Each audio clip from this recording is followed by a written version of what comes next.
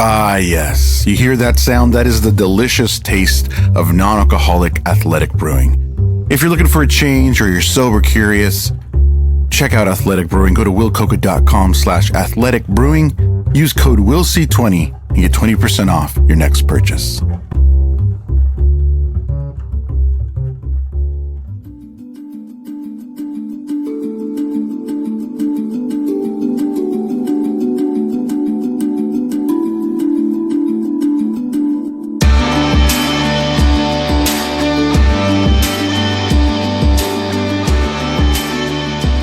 Welcome everybody to the Will Coca Podcast. Another 5-Minute Friday. It is Memorial Day weekend, and I want to thank all those who have served or are serving.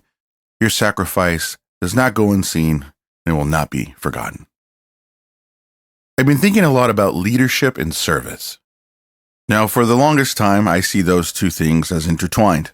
In high school, our character development curriculum told us the definition of leadership was leading yourself and serving others. That clicked to me. That made perfect sense.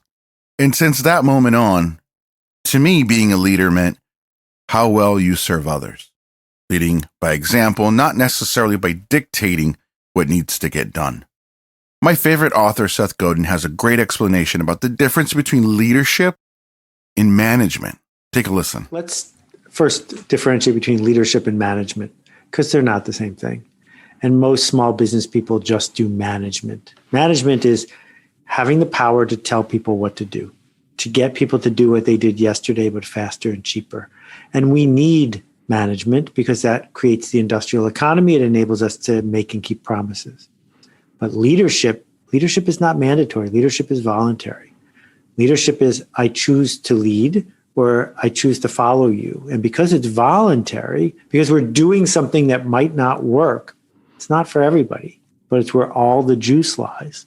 Because when we lean into leadership, when we assert to people that we think something might work, we might feel inside like we're not so sure, but we're offering this tremendous privilege, this gift to the people we work with, which is they're hoping that someone will open a door and shine a light.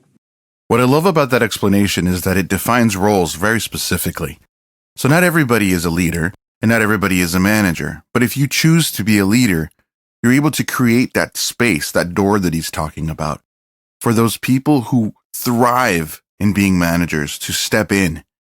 The leader's never going to tell you, hey, can you get this done for me? Can you get this done for me? They'll create that space for you to figure out what needs to get done. And that's where that manager role steps in and gets that completed. Now, I've had experiences like this in the past, and it hasn't really clicked at the moment.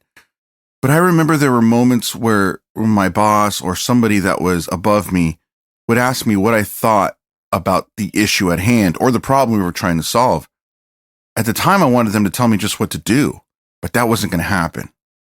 Their role was defined as a leader. What they were doing was creating that space for someone to step up and go, oh, here's what we need to do. And here's what we need to get done. Let me step in that role and show the others how to do that. And how do you do that? I think it's the other side of that coin. It's the service part. I think there needs to be a relationship built before you can start telling people what to do. For me, what that looks like is finding ways to serve each other, finding ways to build each other up. It's like in any relationship. You don't start requiring things from people that you're in a relationship with until you've been able to develop some sort of a culture, some sort of a common dialogue. And I feel like that sets the foundation for then later being able to say, hey, can we get this done? Is this possible? Because you've already established a culture of service, a culture of communication, and a culture of understanding. So I think the challenge starts with defining what role are we? Are we choosing to be a leader? And if not, that's okay. It's like a sports team. Everybody has a role. Maybe you're coming off the bench. Maybe you're the point guard. Or maybe you're the guy who's getting the rebounds. Whatever it is you choose, be the best version of that you can be.